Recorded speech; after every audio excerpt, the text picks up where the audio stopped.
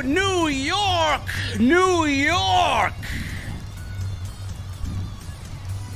WWE rolls into Brooklyn. Barclays Center.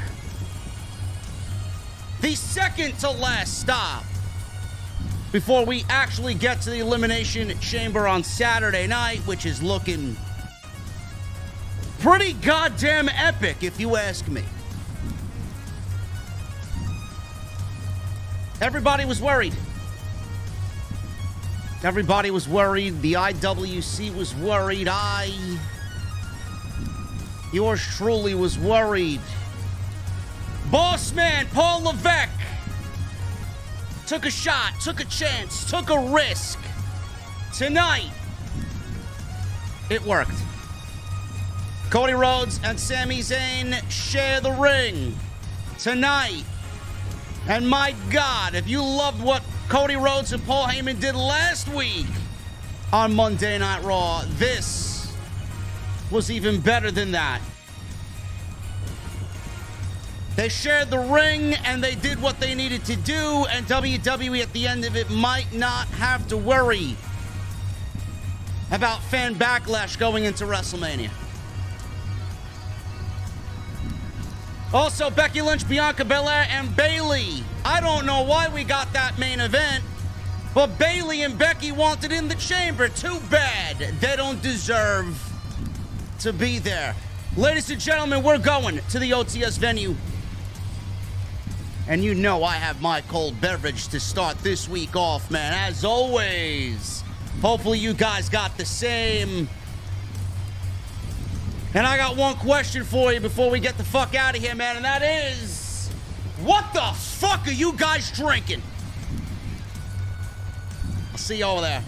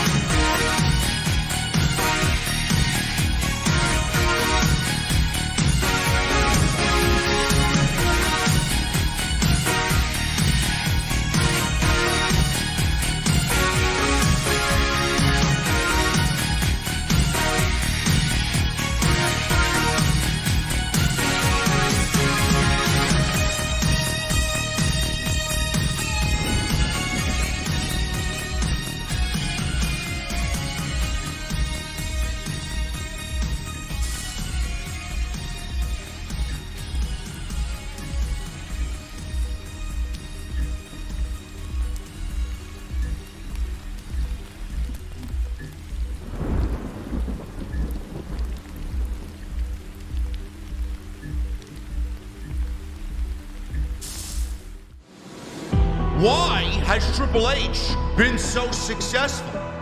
Why is Triple H running WWE better than Vince McMahon and Bruce Pritchard on Monday and Friday night? Long-term booking.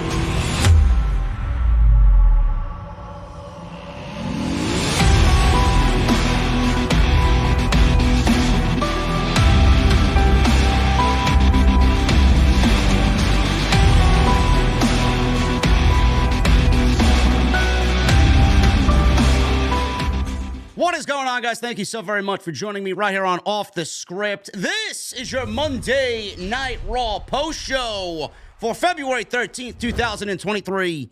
I'm your host, JD from New York, as always, coming to you live from the OTS venue. Thank you guys so very much for joining me on your Monday evenings, wherever you may be, man. What a segment tonight. It's the talk of the town. On Monday Night Raw, Cody Rhodes and Sami Zayn in the ring together, face to face. Sami infiltrating Monday Night Raw, not really a Monday Night Raw superstar. I like the way Sami Zayn is kind of throwing himself into these situations. Big hood over his face, over his head. He just gets into the ring like he's some outsider, like he's some rogue, like he's evading the police or something. I love it. And he gets in the ring and calls Cody Rhodes out for a face-to-face about what Cody Rhodes said to Paul Heyman last week on Monday Night Raw. You know, a lot of people in the IWC, including myself, we were all genuinely concerned. And I said this on the Royal Rumble post-show just a few weeks back, the way WWE handled Cody Rhodes going into the Rumble and then having him win the Rumble and then mixing that with the meteoric rise and the fan reception to Sami Zayn. It wasn't going to be a pretty look for WWE if they fucked up once. That's all it was going to take. WWE needed to play this game of chess absolutely perfect. The fans are a very fickle bunch of people. You do not want to do something that will set them off and have them sway one way over the other. Sway one way, which is the way that WWE doesn't want, because if that happens, WWE's never getting them back. Everybody said it. Everybody was worried about it. WWE may be looking at a situation where the fans turn on Cody Rhodes in favor of Sami Zayn. Keep Sami Zayn away from Cody Rhodes. Let's have their stories individually take place instead of mixing them together. Everybody said it. Everybody was worried. If you were not worried, if you predicted this wouldn't happen so you can get one over on the dirt sheets or the podcasters, give yourself a fucking fake round of applause. You earn nothing. You don't matter, and you were just as worried as everybody else. Everybody was concerned that it was going to sway one way over the other. WWE took a huge risk tonight. They took the biggest risk out of all tonight with Sami Zayn and Cody Rhodes having a face-to-face in the ring on Monday Night Raw. And I don't think it's going to be the last. First of all, I don't think it's going to be the last, and I don't think it should be the last face-to-face. There needs to be one more face-to-face. This time, the roles would be reversed. I'll get to that in a little bit. Everybody was worried, and they took a huge risk tonight. Fans ate that shit up, and they were both over in front of the New York City crowd. Sami was as over as he's ever been. Cody was as over as he's ever been. And WWE played this absolutely brilliantly. That was one of the most brilliant segments that I think you'll see on the road to WrestleMania. Sami Zayn came out and basically asked Cody, did what you say last week, was that true? Was that legit? Did you mean every word you said that I could beat Roman Reigns? And Cody Rhodes basically said yes. I believe it. I think you're going to walk into WrestleMania as the undisputed WWE Universal Champion. And I'll be wrestling you at WrestleMania instead of Roman Reigns in the main event. That in itself was the biggest fucking risk. And they just kept the ball rolling. Sami Zayn doubted himself. I don't know, says Sami Zayn to Cody Rhodes. I don't know if I can beat Roman Reigns. And Cody Rhodes became a cheerleader. He hyped up Sami Zayn to a point where he made Sami Zayn believe that he could get the job done. Finish the story. Finish your story. I've been telling everybody I'm going to finish mine. And you know what? When you beat Roman, I don't want to see you the following night at on Monday Night Raw. I want to see you at WrestleMania. Don't even show up. Don't show up to Monday Night Raw. Show up at WrestleMania in the main event. WWE made sure tonight that Sami Zayn and Cody Rhodes and the fans of Sami, they played everything so perfectly that they are not going to have to worry about anything regarding fan backlash at all. What they did with Cody was a huge gamble. I did not expect it. I did not think it was going to work out the way that it did tonight. And luckily, the New York City crowd, they gave it their all. They were the loudest during that segment, and rightfully so. Turning Cody Rhodes into a personal cheerleader for Sami Zayn and depicting and portraying Cody Rhodes as the cheerleader for Sami instead of ignoring it, instead of him focusing on Roman solely and not even embracing Sami Zayn. The fact that he became a cheerleader, Sami's biggest cheerleader here, showing to the fans that Cody wants exactly what the fans want, and that is Sami Zayn beating Roman Reigns. That made Cody into even a bigger hero than he was before. And a lot of people are wondering, well, why was this so great? Isn't this going to really push the narrative of Sami Zayn? Aren't you thinking right now that Sami Zayn has a shot, a possibility of beating Roman Reigns? No. No. Sami Zayn is not beating Roman Reigns at the Elimination Chamber on Saturday. He's not. It's not his story. It's not his end goal. What they did with Cody was ensure Cody that by cheering Sami Zayn on, you're safe. Let's follow the trend. Let's follow the narrative. The fans want Sami Zayn. Cody Rhodes can't be hated if Cody Rhodes follows Sami Zayn as well going into Saturday.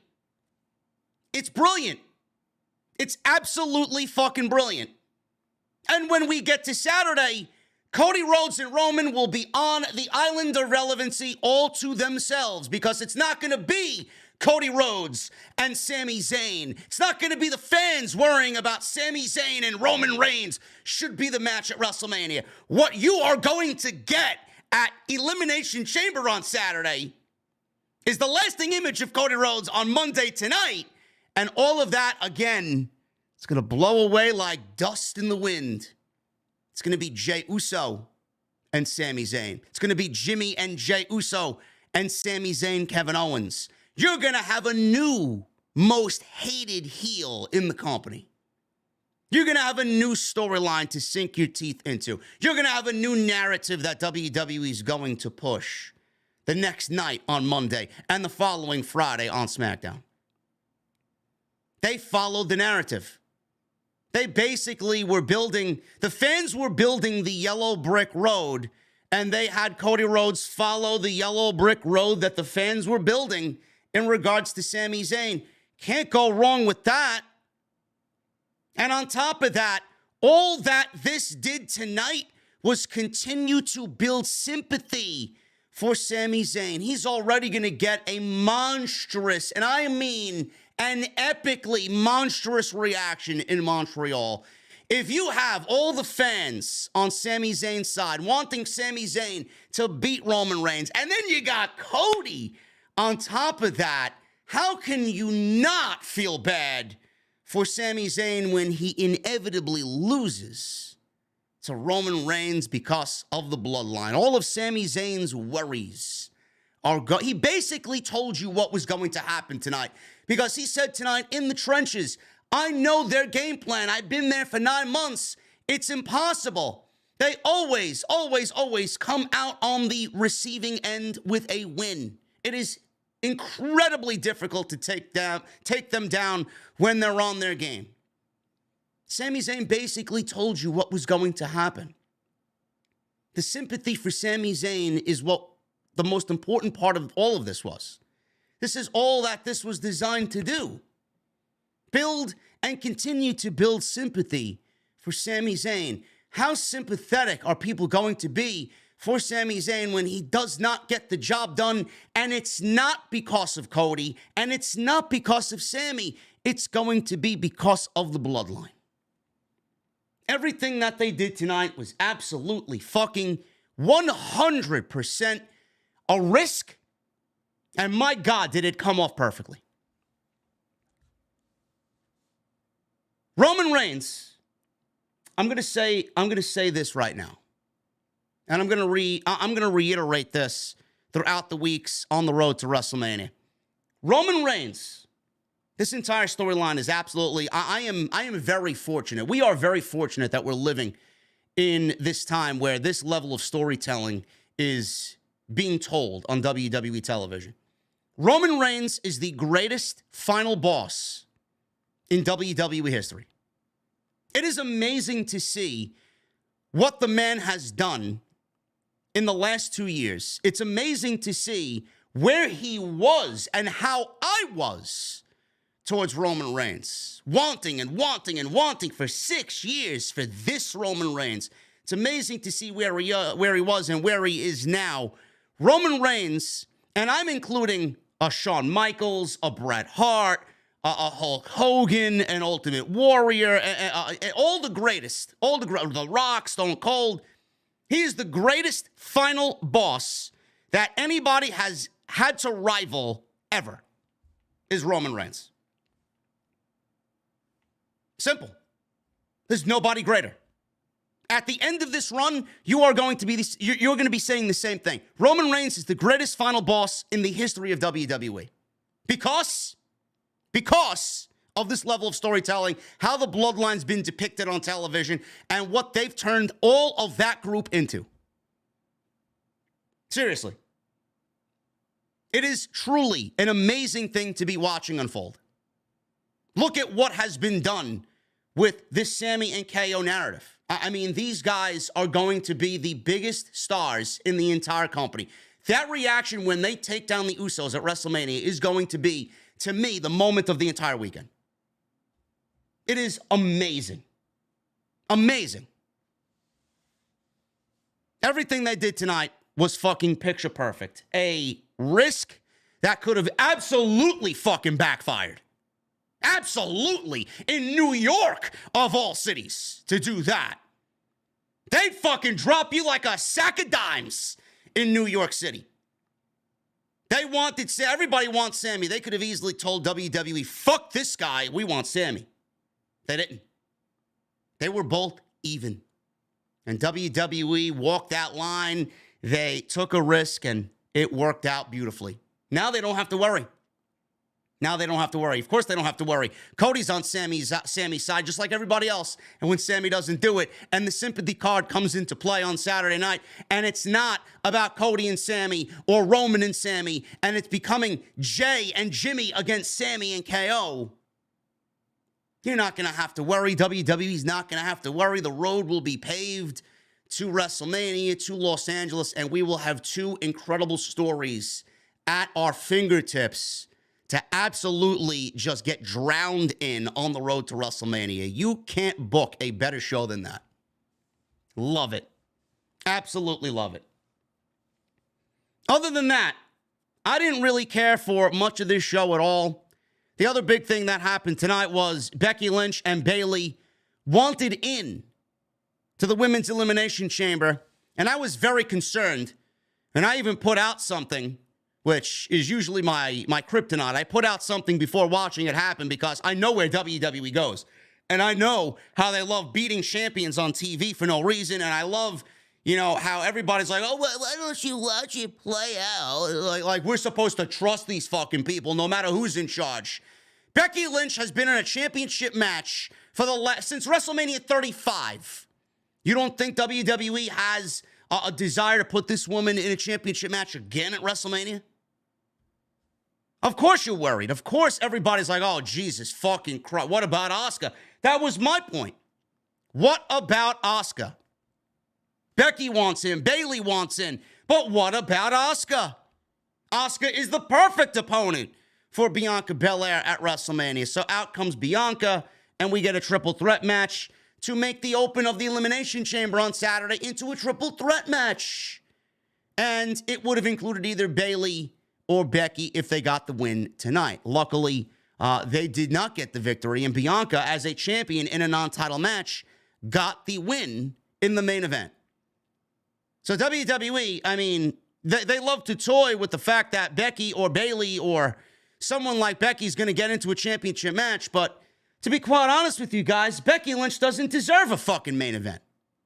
She doesn't deserve a championship match. She's done nothing. So why even bother? And we'll go over why, and why I think toying with that idea over and over and over again and neglecting the other women on the roster is the reason why the fucking division sucks. Don't like it. Don't like it. Other than that, WWE built Seth Rollins and Logan Paul tonight. That is inevitably, undoubtedly, going to be a WrestleMania match. And the Elimination Chamber men's build continued tonight. Edge, Beth Phoenix, Finn Balor, Rhea Ripley. Very excited about that one. Decent go-home show. Very mid-level Brooklyn crowd tonight at the Barclays Center. All in all, WWE didn't really need to do much of anything on this show because you're all invested in what's going on at the Chamber anyway. They usually never do anything on these go-home shows regardless of what show it is, or who's in the main event, or what's being built, or how good the storylines are. They didn't need to do much of anything. Sami and Roman, that's it. That's the story. You're going to watch regardless. Appreciate you guys joining me right here on the podcast, man. We are live 2,200 plus in the OTS venue. Thank you guys very much. We got some great shit coming up. Brand new week of content coming up. I'll be live for the Elimination Chamber on Saturday night. Make sure you guys RSVP. You guys know where to be. It's right here on OTS. Make sure you guys do me a favor, man. Hit that subscribe button down below. We are 50 subscribers away from 141,000 subscribers. I appreciate you guys very much. Go check out all the other videos that you might have missed on the channel. 2 extras the last 2 days. Some Chamber spoilers, news on Jay White, news on Randy Orton, news on Baron Corbin being canceled. Lots of stuff. Go check that stuff out on the homepage if you missed any of it. Follow me on social media at JDfromNY206, Twitter, Instagram, TikTok, Cameo. Everything you need is linked down below in the description of this very video. Gonna need you guys to hit that thumbs up as well. I would really appreciate it. Hit that thumbs up. 1,000 likes is the goal. As always, super chats are open. Get them on in. We'll hang out at the end of the show with our cold beverages. Make sure you guys get those memberships in, man. You're gonna want to be a part of the debut, the unveiling of My Mother's Basement. You're gonna want to do it.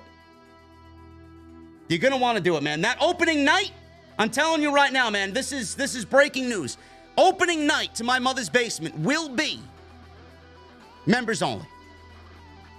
Because that's what we got to do, man. We just can't let anybody into My Mother's Basement. You guys got to RSVP, and you guys got to become a VIP. So whenever it is, members only for My Mother's Basement. And tonight's show is sponsored by my great friends over at Blue Chew. BlueChew.com, code JD at checkout. Make sure you guys go hit them up. Free sample. All you guys have to do is pay the $5 shipping and handling. BlueChew.com. Code JD at checkout. I want to thank them, as always, for sponsoring the show right here on Off the Scripts. Jesse won't tell you what it looks like. Well, M. Rouse 79 in the chat. Maybe if you became a venue member or a VIP, you would have already seen what it looks like, bro. Become a VIP. Stop complaining. Stop complaining. Let's get into the Monday Night Raw breakdown here, man. Start off at the top. And we start off with Becky Lynch. She's in the ring with Adam Pearce. And the man has come to Brooklyn, she says. Welcome to Monday Night Raw. She even brought Adam Pearce with her. He was dressed up all spiffy. And she says she was dressed up to be in New York City tonight. She wanted to look good for the New York City fans. So she said it felt great to beat Bayley in a cage match last week. She thanked Lita for having her back. She said she realized this past week that her path to WrestleMania was no longer clear. She said she was so distracted by Damage Control and all of them being fools, she lost sight of the Raw Women's Championship. I don't know why Becky Lynch is talking about the Raw Women's Championship. She's done really nothing to even earn a shot. This is what I don't really get. WWE just cycles through the same people over and over and over again, especially in the women's division. It's like they have a fucking disease. They can't get over it. An illness they can't get over. Charlotte, Becky, Charlotte, Bianca, Becky. It's the same fucking people. Over and over and over again. No wonder the division is fucking stagnant and stale. We want fresh, young, new talent. If WWE put as much effort into building up the younger talent and the talent that hasn't gotten a chance on the roster, instead of giving all of it and all their attention to Charlotte and Bianca and Becky and Bayley and Damage Control, maybe the division would be better off for it. Just saying. She lost sight of the Raw Women's Championship. She said she likes to fight into things, and she's less than a week away from the Elimination Chamber.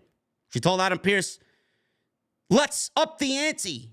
I know you like to make fights." She asked for the opportunity to fight her way into the Elimination Chamber tonight. So out comes Bayley. Bayley enters the ring, and she's complaining to Adam Pearce that last week, because of Lita, she wants that loss to Becky Lynch inside the steel cage to be wiped from the record books. Yeah, not going to happen. By the way, no Lita tonight, and no rumored Trish Stratus at tonight's Monday Night Raw either. Now, we could still see Trish Stratus during the Elimination Chamber show. Maybe they set up something for WrestleMania, but I will talk about that in a second. So, she wants that scrubbed from the record books. She said she's a Grand Slam champion, and she doesn't know what that's like. Becky doesn't know what that's like. Becky fired back that she's a WrestleMania main eventer, which Bayley doesn't know anything about. Bayley said nobody wants to see Becky versus Bianca Belair again because Becky lost. That's a shoot, folks. That's a shoot. Nobody wants to see Becky versus Bianca again. It's the same old tired bullshit. Becky said they stole the show, whereas Bayley was nowhere to be found on your little peg leg. I don't know why we're making fun of Bayley's injury that she's trying to recover from, because a healthy Bayley is better for the division. So Bayley said she has successfully defended both the Raw and SmackDown titles at WrestleMania. Becky said she won both of them in one night.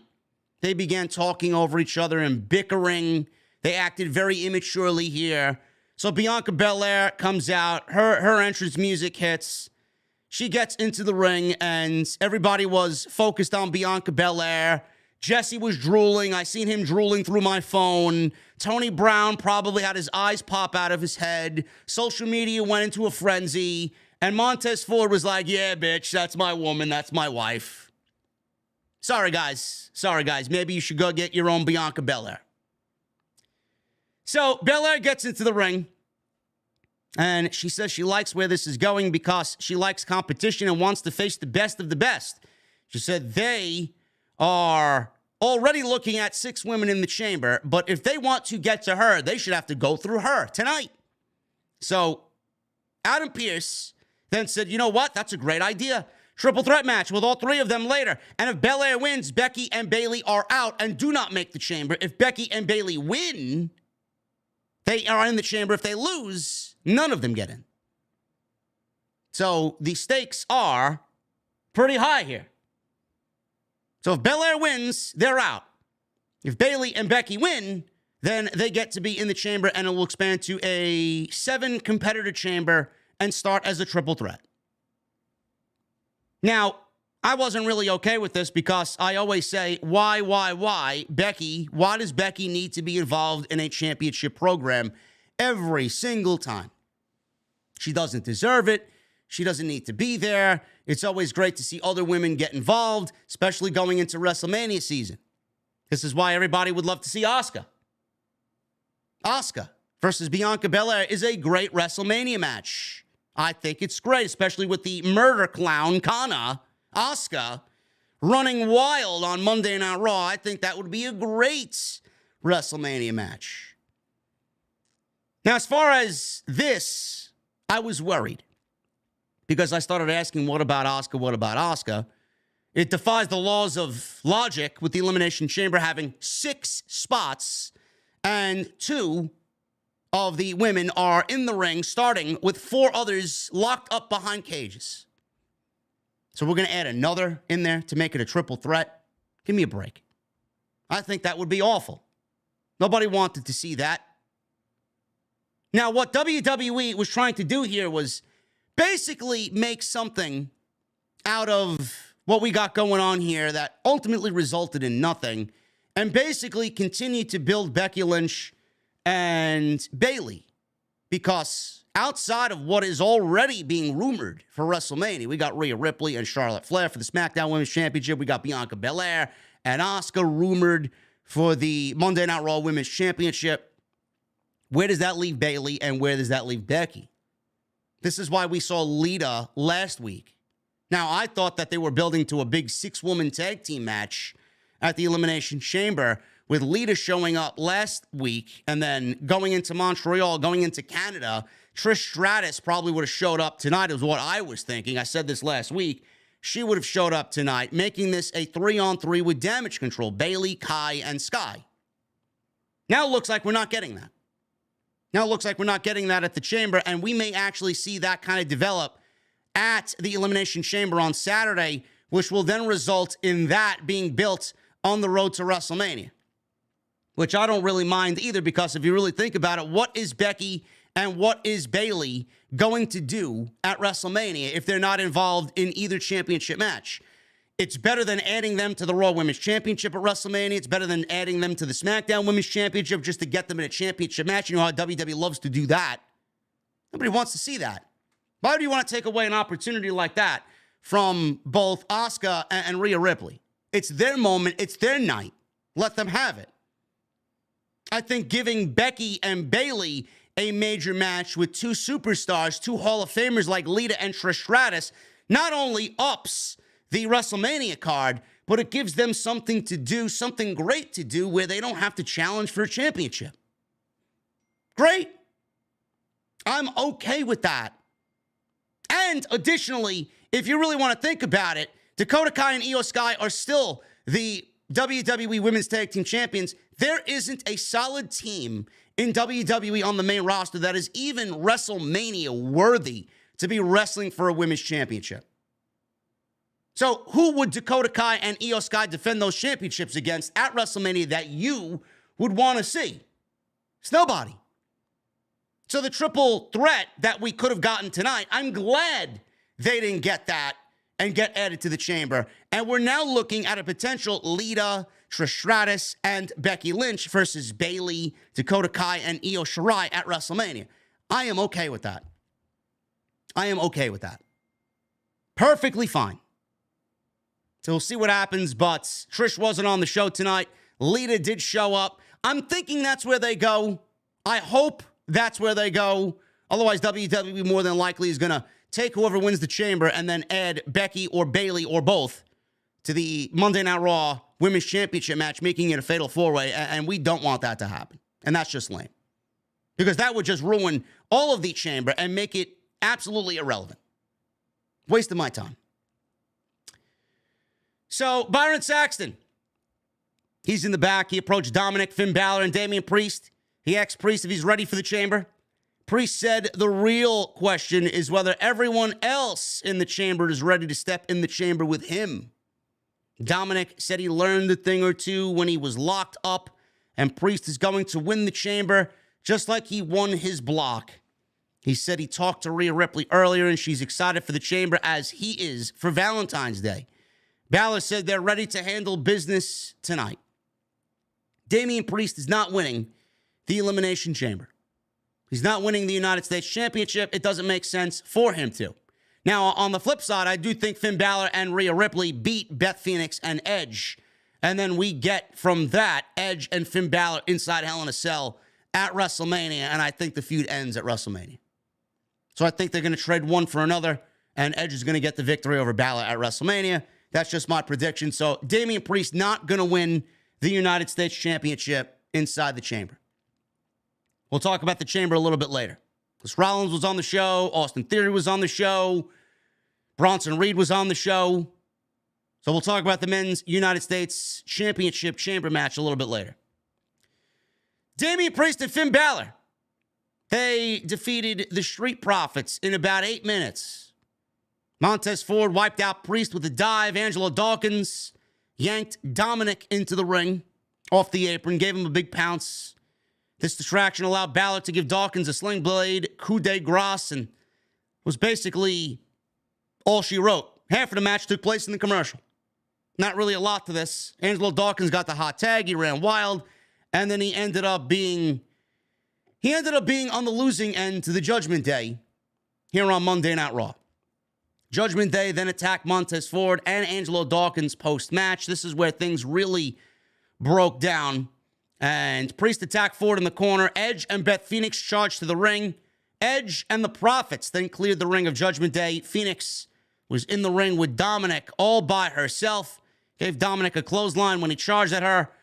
They said Rhea Ripley, and we were told Rhea Ripley was not in the building tonight, and she was. Rhea Ripley showed up and attacked Beth Phoenix from behind.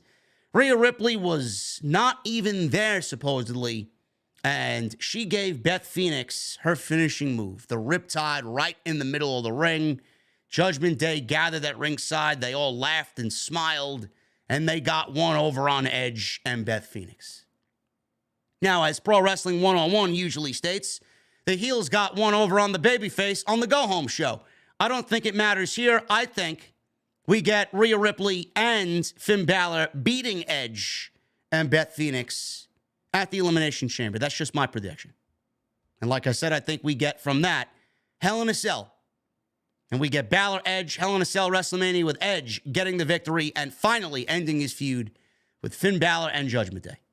But I'm very much looking forward to that mixed tag team match at the Elimination Chamber. I think that's going to be crazy fun.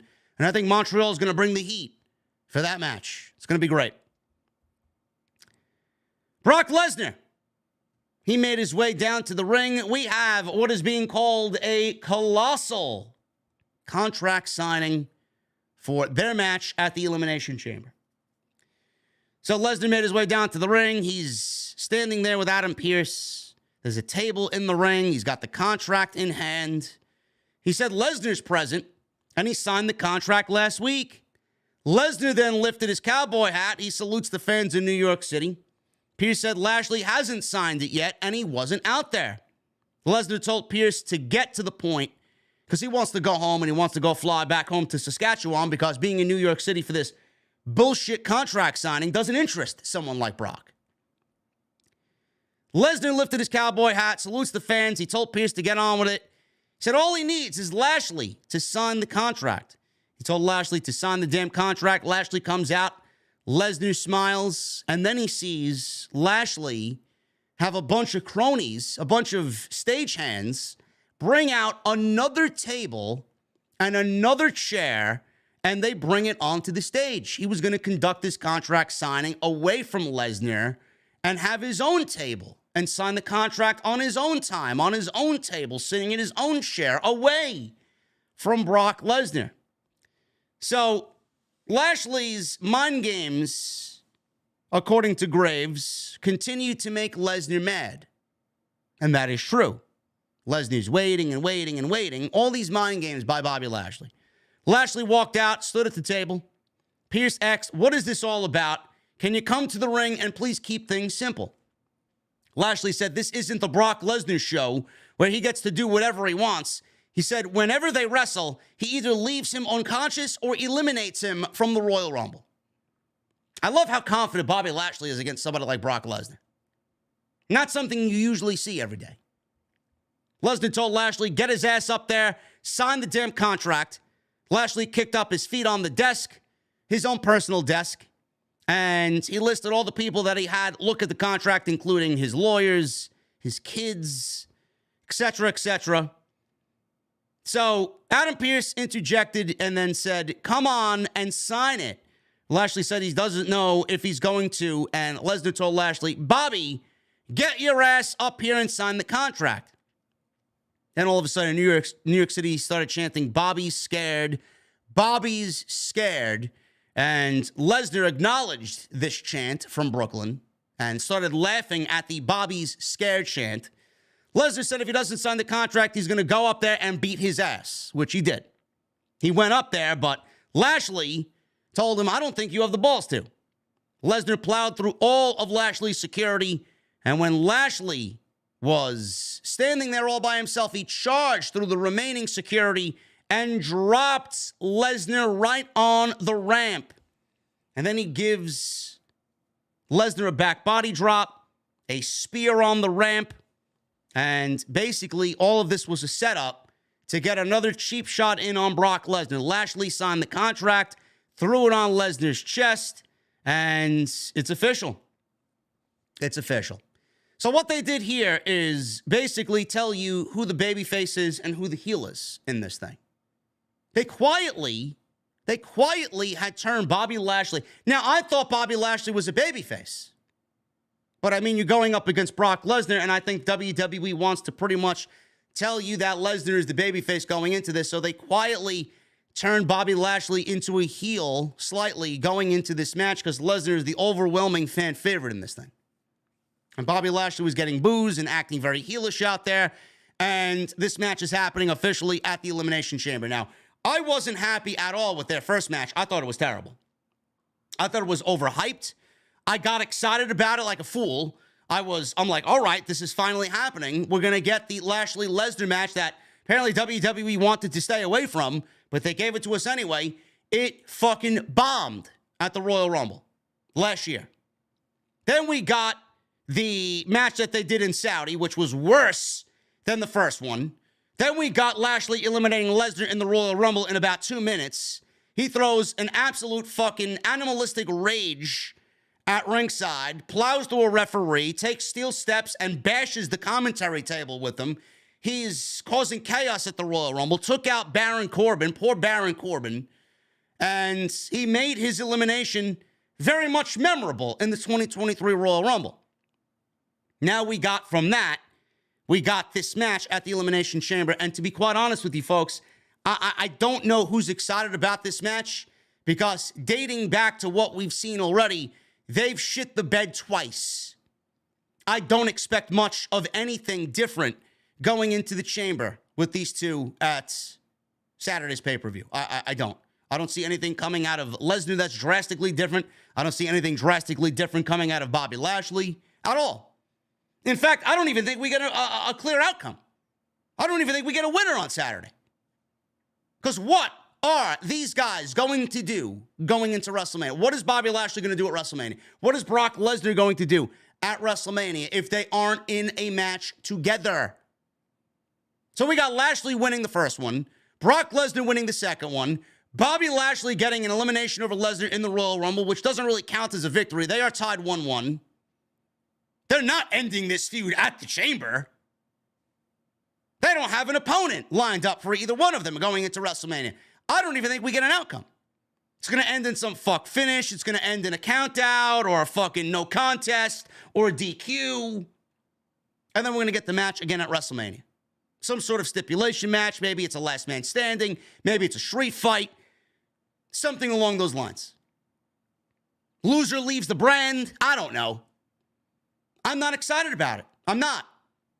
I thought they would put on a much better performance than they did the last two times, so I'm not really expecting much out of either one of them. And I don't really expect much from Brock Lesnar nowadays anyway. The best match that he's had in months, in years, has been that match with Roman Reigns at SummerSlam. And the only reason why that one was so good was because it was just fucking utter chaos. Utter chaos. I didn't expect much of anything coming out of that match. Kind of done with Brock Lesnar on WWE TV, to be quite honest with you. I think we've kind of expended everything we can from Brock Lesnar. More than likely, the Hurt Business is going to get involved. Again, we saw the Hurt Business tonight backstage discussing some sort of plan. Cedric Alexander and Shelton Benjamin were there with MVP. They weren't actually on the show. They were back in the backstage area during a segment. So they're going to be showing up on Saturday, I believe, and they're going to help Bobby Lashley or I don't want to say help Bobby Lashley win. They're going to try and help Bobby Lashley win, but I think it's going to end in a no contest or a DQ or something like that. We'll see what happens on Saturday. But I said this on Twitter. This contract signing was actually pretty decent. This contract signing was probably better than their last 2 matches combined. I was more entertained by this than their last match in Saudi. Go figure. Piper Niven. She went one-on-one with, what is it, Michin? Or is it Mia Yim? Is it Mia Yim Michin? Or is it Michin Mia? I don't know, man. She's got like 4 different fucking names. What is she? Piper Niven versus Mia Yim. 3 minutes. Not really much going on here. An undercard women's match that doesn't really amount to much of anything.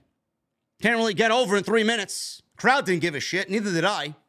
Piper Niven wins. So Michin's DDT on Piper Niven right on top of her head. Niven seemed to hit harder than I expected. So she sold the impact of it, grabbing her head. Niven caught a charging Michin in what she calls the Loch Ness Slam. One-armed turning power slam for the win. 1, 2, 3, and that's it. That's it. Mia Yim continues to be an afterthought on this show. Not really much of anything. She is alone because AJ's not there. The OC is not there. Don't know where they are. Apparently, WWE's got nothing for them going into WrestleMania. And they got some special sort of contract where if they're not being used, they don't show up to the building. So they're home doing whatever they got to do. So Mia Yim is all by herself. Piper Niven wins in 3 minutes.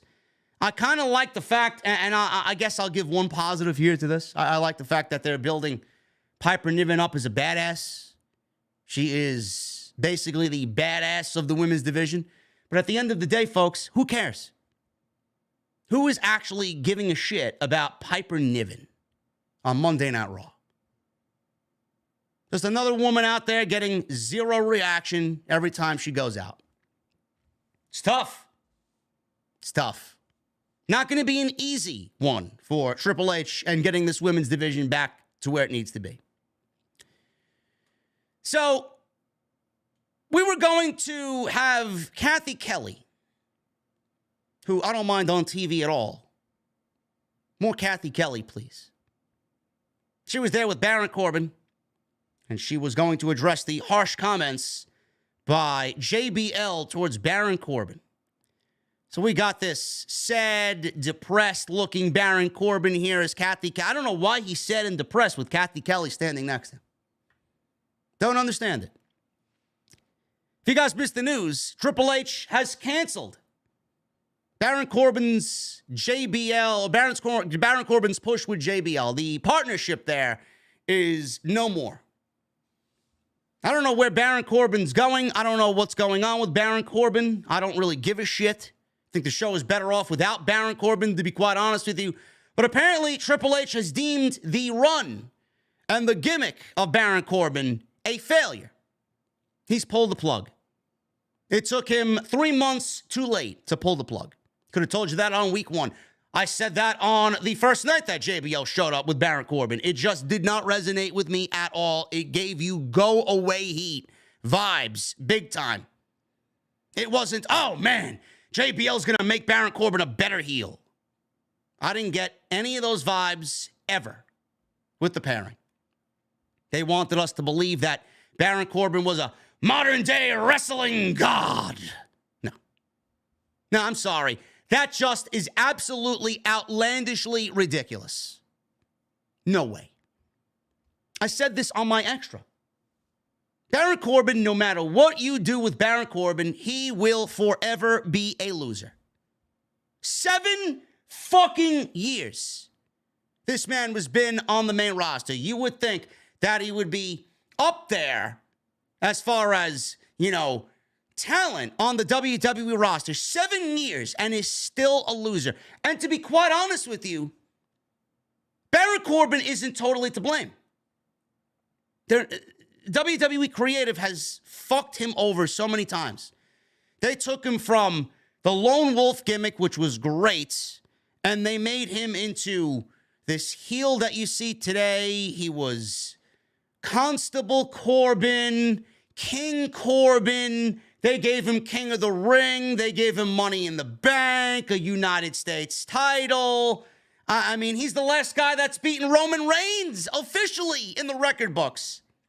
Bum-ass Corbin, JBL Corbin, Happy Corbin. Everything that Corbin has done has been a complete miss. From his days in black and gold, it's been a complete failure. He's got one of the worst Money in the Bank cash-ins of all time. I'll never forget what they did with that fucking cash-in. Oh, my God. Guy sucks. The whole gimmick sucks. It's like the Dolph Ziggler effect. No matter what they do, where they put Dolph Ziggler, who they put him in the ring with, it's like, yes, Dolph Ziggler is fucking great. Dolph Ziggler's incredible. If you talk about some of the best pro wrestlers on the roster, Dolph Ziggler is up there in the top 5 easy in WWE. Easy. He is tremendous. But every time you see Dolph Ziggler on TV, no matter how long he's been out, it doesn't matter. It's how long has he been there? 15 years? He's still a loser. WWE's conditioned you, the fan, to think that Dolph Ziggler is a loser. It's the same thing with Baron Corbin. This guy can come out there and do the lone wolf and go back to the fucking NXT gimmick that he had. No matter what they do with him, he is going to be a loser. The fans are conditioned to Baron Corbin as a loser. That's it. Nothing will work. Nothing will work. I don't know what's going on. I don't know if Triple H is going to be in the business to release talent after WrestleMania. I don't know if there's going to be budget cuts.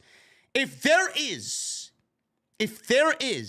a likelihood that WWE lets some talent go after WrestleMania with budget cuts, I would be actually worried if I'm Baron Corbin.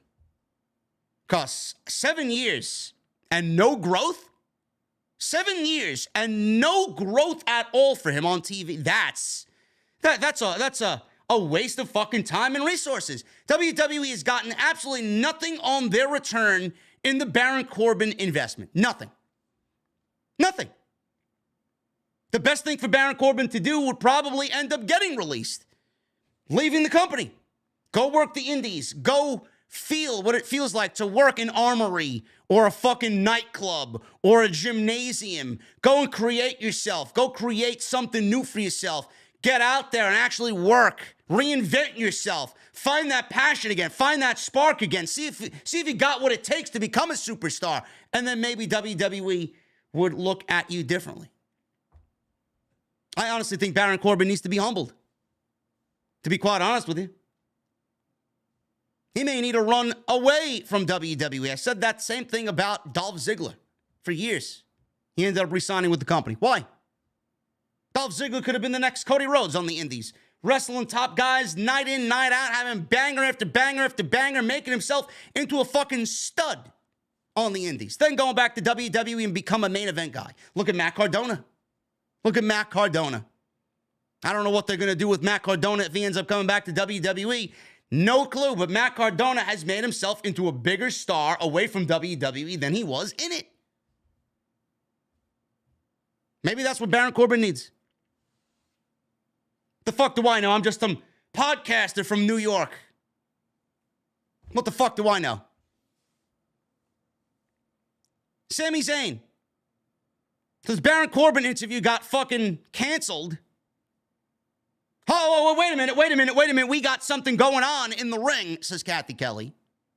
Sami Zayn into the ring. He's got a hoodie on. He takes his hoodie off. Fans go crazy. Big Sami chants. He's got something to say about Saturday night. He called Cody Rhodes to the ring. Says he knows he's back there and asked him to indulge him. Please come to the ring. Cody comes out, and this is a face-to-face that I did not think we would see on Monday Night Raw at all, let alone tonight. Sami says his exchange last week with Paul Heyman stirred a lot of conversation last week and set the world on fire. That's all anybody was talking about. He said there was one thing he said that's been playing in his mind over and over and over again since then, which was when he said it is appearing more and more likely that it's going to be Cody versus Sami Zayn at WrestleMania. Sami says he came all the way to look him dead in the eyes, and he wants him to say it face to face with him standing there. Did you mean it? Did you mean that I could beat Roman at the Chamber? Did you mean it was going to be me and you at WrestleMania? Or was it just lip service? Do you actually believe I can beat Roman Reigns? Fans start giving the Daniel Bryan yes, yes, yes to Sami Zayn. Fans believe it. The fans believe it. The fans want it.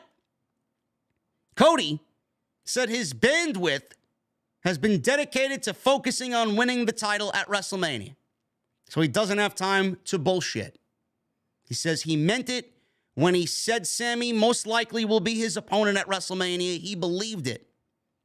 Fans began chanting, "This is awesome, this is awesome," for a fucking promo. This is awesome. But I don't think that this is what this face-to-face is about, Sami. I don't think you're here for me to tell you that I believe in you. He asks if it really matters what I believe. Does it really matter what Cody Rhodes believes, he says. He said what matters is what Sami believes. He asked Sami if he believes he can defeat Reigns. Sami looked like he wanted to cry. Sami looked like legitimately he was getting emotional. Do you want the truth, Cody? Fans began chanting, "Ole, ole," in the crowd. You're going to be hearing that a lot on Saturday. Get used to it, man. Ole, ole, ole, ole. You're going to hear it all Saturday. I can't wait. That's the Sami I remember from Black and Gold, man. Those chants at those takeovers. Oh, man, that is so good. So good.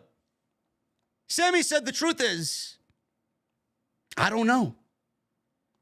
I don't know. He said Cody hasn't seen what he's seen. He says he's been in the trenches with the bloodline and been shoulder to shoulder with Roman Reigns. He said he's seen them make game plans. He says they always find a way. Life finds a way, like Dr. Malcolm in Jurassic Park. He said God mode isn't just a catchphrase. He says he is as good as he says he is. He is operating on a level he's never seen before. He said he's seen guys bigger and stronger than him, full of conviction. Sure, they were going to beat Roman, and every single one of them went down. He said now he's supposed to believe that after 900 days, he's going to be the one to take down Roman Reigns. This is kind of a shoot. This is kind of a shoot. If you guys listen to the Sami Zayn, Ariel Helwani podcast, he was incredibly humble and incredibly realistic about what he believes he is to this company. He knows he's not the face of the company. He knows that, the company doesn't look at him as a WrestleMania main eventer. The fans do. That's all that really matters to me. I do. That's all that really matters. But Sami Zayn is incredibly humbled. And that made a lot of people like him much more after that Ariel Helwani interview. He did say, could I be the WWE champion? Sure. But I'm not going to be the face of the company for the next 5 years. I could go do PR. I could go do the Tonight Show and crack jokes and be the guy. But, I'm not the guy. I think everybody knows that. Sami knows that. Sami knows that. Why can't fans grasp that? Some fans think he is. Sami would be the first to tell you he's not. So most of what he was saying here is kind of a shoot. Kind of a shoot. So after 900 days, he's going to be the guy to take down Roman Reigns? He said if he's asking him if he believes he is capable of beating Reigns, he believes it. He says he doesn't believe he's incapable. He said he believes he is the WrestleMania main event and WrestleMania main event material. Fans cheered. He was emphatic and worked up. He got really animated here. He says he has to believe that going into this. Otherwise, he's not going to do it. He's got no shot. He said if he's asking if he believes he'll be walking out of Montreal as the new champion, I don't know. I don't know, says Sami. Doubting he can do it. Fans are chanting, you can do it.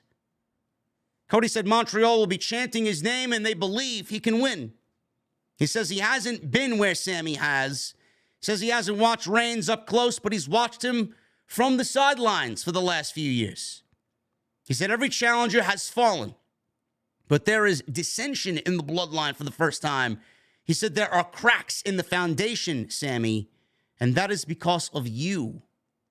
He said Reigns might like to talk about God mode, but he's just a man.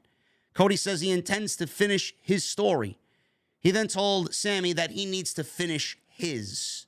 We got a chant of Cody here after he said that. Cody paused, and Cody told Sami, I don't want to see you on Monday Night Raw after the Elimination Chamber because I would rather see you at WrestleMania. And that's the way the segment came to a close. Both guys absolutely killed it on the microphone.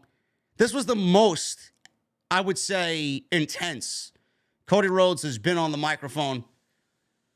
If you guys are just warming up to Sami Zayn now, this is the Sami Zayn that I always knew kind of dwelled in there. Sami Zayn's a great promo. Sami Zayn is an incredible babyface. He's an incredible in-ring performer. The only thing Sami Zayn doesn't possess is the body type that WWE drools over. Everything else he's got. This back and forth was incredible. Turning Cody Rhodes into Sami Zayn's biggest cheerleader has now opened the door for WWE to walk through and say, I don't have to worry anymore. We might not have to worry, fellas. Cody is now Sami's biggest cheerleader. Instead of ignoring the heat and ignoring the cries for Sami, they're making Cody into one of us who is cheering Sami Zayn on and getting behind Sami Zayn, wanting Sami to take down the tribal chief. How could you boo that? How could you boo Cody if he is the one who is operating as Sami's biggest cheerleader? You can't. You can't. Now, if Cody ignored Sami, then we would have a problem. Then we would have a problem. Because that would be WWE ignoring the fucking problem about Sami Zayn and the fans wanting Sami in the main event of WrestleMania, you know, with Roman and not have it be Cody. If they ignored it, then it would be a problem. But they embraced it. Can't boo Cody if he's Sami Zayn's biggest cheerleader. It's a risk. It was a huge risk tonight. That was a major risk to take. Because in New York City, of all places, where the crowd is so divisive and they can drop you like a fucking dead corpse whenever they want, they embraced both of them. They saw Cody as a hero. They saw Cody as a stand-up guy. They saw Cody as the good guy. Oh, shit, he's backing Sami up. Yes, Sami can do it. On top of that, WWE wants to create some intrigue going into this because you all know that Sami Zayn is not beating Roman Reigns. It's not going to be Sami Zayn and Cody Rhodes in the main event of WrestleMania. Give me a break. They want to create some intrigue. Man, can Sami Zayn do it? Can Sami Zayn do it? No. But they want you to think that. They want you to think that. And then Sami giving Cody the response, I don't know. And the fans just giving him the fucking Daniel Bryan yes chant. This is their way of... The fans did Triple H's work for him. Developing sympathy for Sami Zayn when he inevitably loses. Man, the heat in that arena when Jey Uso super kicks Sami Zayn is going to be mind-boggling. I won't be able to comprehend the fucking amount of heat coming out of the Bell Center on Saturday night. It's going to be tremendous. Then we're going to get Cody and Roman all by themselves on their own little island of relevancy, and Sami Zayn is going to have a bigger problem. The fans are going to have a bigger problem than Roman Reigns, and his name is Jey Uso. It's perfect. It's perfect. I was worried. You were worried. Everybody was worried. WWE took a fucking shot in the dark tonight and said, fuck it. Let's do it. If we bomb, we bomb. If it fails, it fails. If we have this go off as successful as it could be, we win. They won. They won the game of chess with the fans tonight. It's exactly what they did. No more worrying. No more worrying. The narrative was there. The idea was tossed out. The fans could turn. The fans possibly could turn. Sami's going to get hotter than Cody. It was all there. Fans were worried, and rightfully so, because WWE didn't do what they needed to do with Cody from day one, which was at the Royal Rumble. They half-assed the Royal Rumble. They presented Cody in a shit way at the Royal Rumble. They had him come out at number 30. He lasted 15 minutes. They want to spew the narrative that he outlasted 29 guys. He didn't. He didn't. Meanwhile, all this behind Cody Rhodes. And while Cody Rhodes is gone, Sami Zayn, 9 months of Sami Zayn becoming the biggest babyface in the fucking industry. Never mind WWE. How was Cody going to overcome that? You were worried. Don't bullshit me. Everybody was worried. Now we're convinced. I'm convinced. You should be convinced. WWE played this right. Beautiful. I enjoyed this more than the Paul Heyman segment last week. Saturday night is going to be one of the biggest, most epic matches that I think we see in our generation. Predictable as the outcome may be, it will be the crux, the next chapter of this storytelling in the bloodline. KO will come back. He will save Sami. Jey Uso's going to turn and break Sami's heart. Roman and Cody will have their match solely to themselves with nothing to worry about. And we go into WrestleMania with two tremendous stories and the downfall of the bloodline on the horizon. I mean, you can't build a better WrestleMania. This is what WrestleMania is all about. The conclusion of storylines, the conclusion of a season. With Reigns falling, the bloodline falling, and the good guys getting the victory in the end. This is what WrestleMania is all about. I don't know why anybody ever has pushed the Sami narrative beating Roman in WrestleMania. It didn't make sense. From day one, the narrative has been Kevin Owens, trying to convince Sami Zayn that he's not the bloodline. He is not their blood. He is being used. They've been planting that for months. Why would you deviate away from the problem? Why would you deviate away from the original plan now? All because the fans want Sami to beat Roman. We don't even know if Roman's going to lose the fucking title at WrestleMania. Has anybody ever contemplated that? We don't know if Cody's going to win the titles. For all we know, WWE would be like, yeah, we want to get Roman to 1,000 days. He's the greatest final boss in WWE history. Nobody is on his level right now. You may have to go back to the fucking Bruno Sammartino era. He is a bigger final boss than Hulk Hogan. He is a bigger final boss than Stone Cold Steve Austin. He is a bigger final boss than Shawn Michaels, The Rock, John Cena. Whoever was at the top of that company, Roman Reigns is the greatest final boss in the history of WWE. You are watching a legacy that nobody will touch happening right before your very eyes with a bloodline faction that may rival the NWO. If you want my honest opinion, the bloodline storyline and what they're doing right now with Sami Zayn, Kevin Owens, and everything that we've seen so far and how it's all materialized up until what we see now, it's better than whatever Eric Bischoff and WCW has done with the NWO.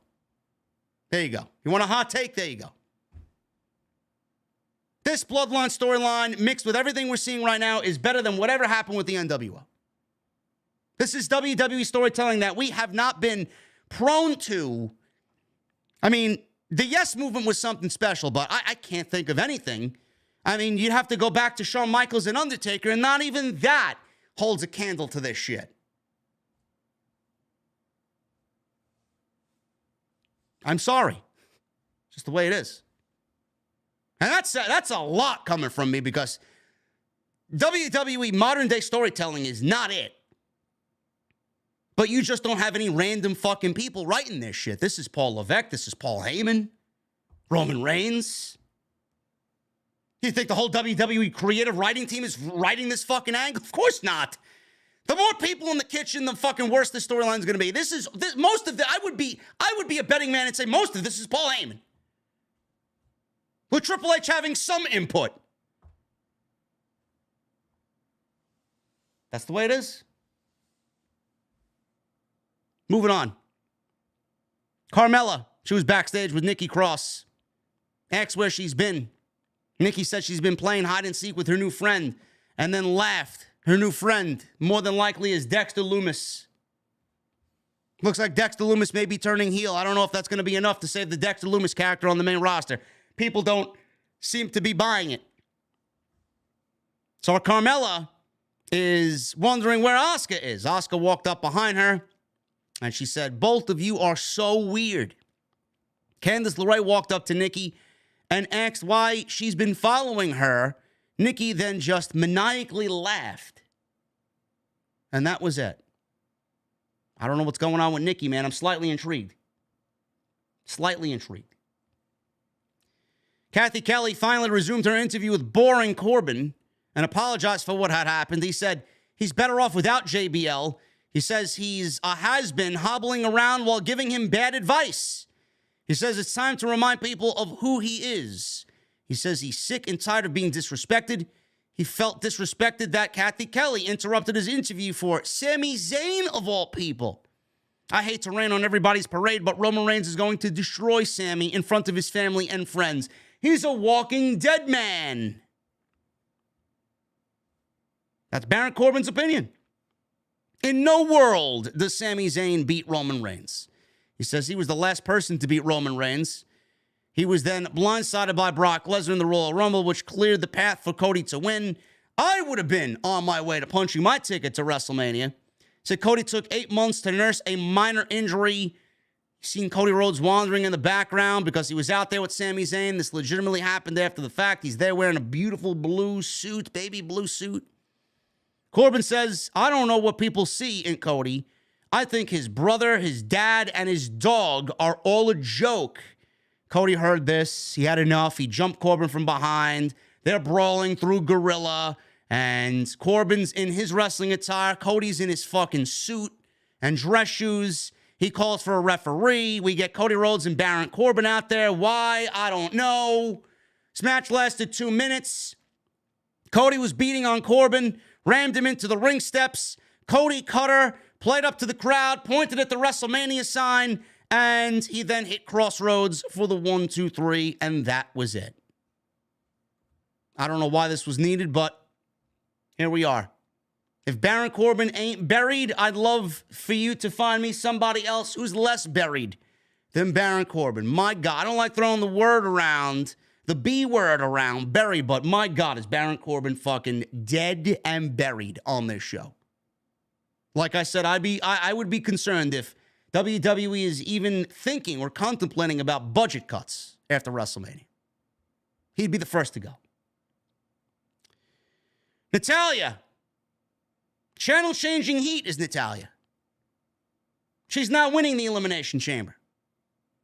She told Liv Morgan backstage, and we got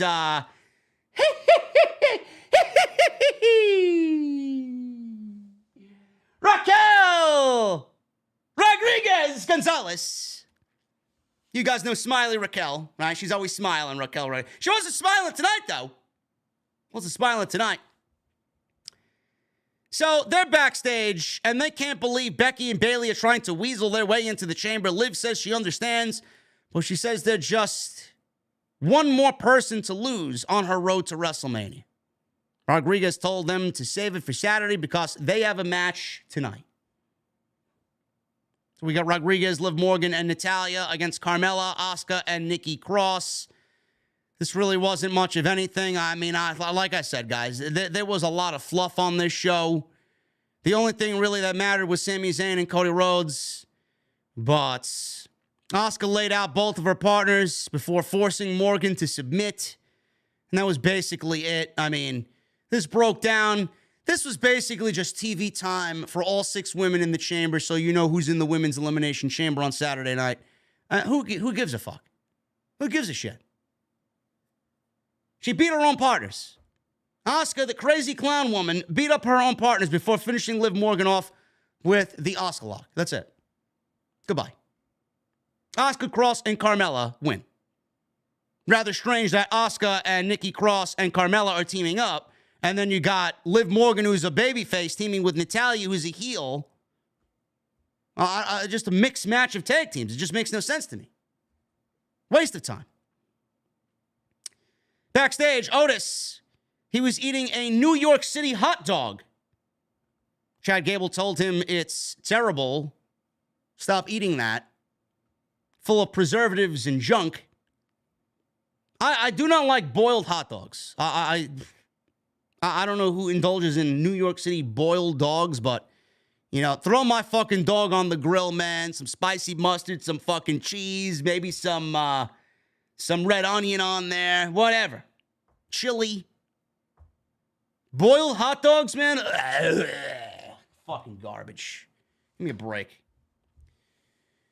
Anyway, he's eating this hot dog, and he throws the hot dog, does Chad Gable. He accidentally hits Mansoor of the Maximum Male Models in the face, and Mansoor standing there with mustard all over his sunglasses. She asked Otis, did Maxine Dupree, if he's ever done modeling, as they were looking for a new face and body of MMM. So they think Otis has what it takes to be a maximum male model. Gable assumed she was talking to him. He says he considers himself more of a role model. Massey then said, yeah, more like a hand model. Am I supposed to find this funny? He and Mansoor laughed.